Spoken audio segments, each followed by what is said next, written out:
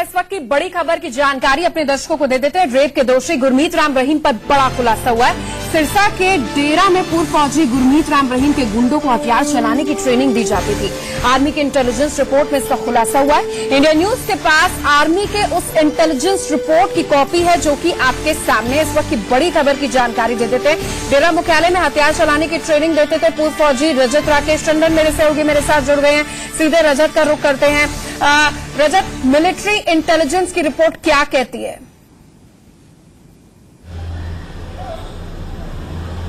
देखिए 2010-2011 की ये रिपोर्ट है और बड़ी रिपोर्ट है। बड़ी बात यह है कि सरकारों ने ध्यान नहीं दिया, एडमिनिस्ट्रेशन ने ध्यान नहीं दिया, लेकिन मिलिट्री के पास इंटेलिजेंस थी। मिलिट्री ने बाकायदा इंटेलिजेंस भेजी थी। कुछ कोडवर्ड्स भी होते हैं, उसको हम डिकोड करने की कोशिश नहीं करेंगे, लेकिन डायरेक्ट हम आपको बताते हैं कि intelligence agencies have reported that some ex serviceman are engaging themselves in imparting weapons targeting to activities of DSS यानी Dera Sacha Sauda at their headquarters LOC at Sirsa.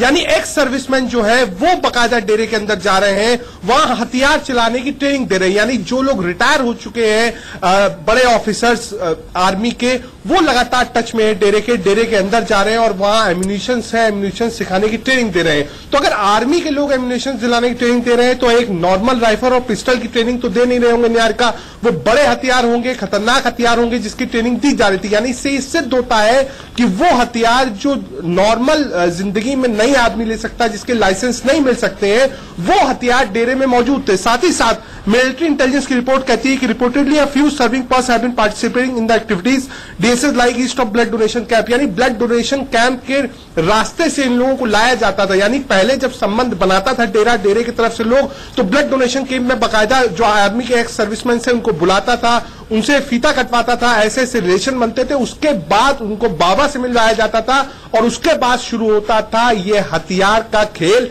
कि हथियार कैसे चलाना सिखाया जाए डेरा के सेवेदारों को। इसमें साफ लिखा है कि you are also requested to dismantle the information up to it sub until level of all information and all strict compliance. यानी साफ कहा गया है कि रिस्ट्रिक्ट किया जाए सिरसा डेरे में जाने से।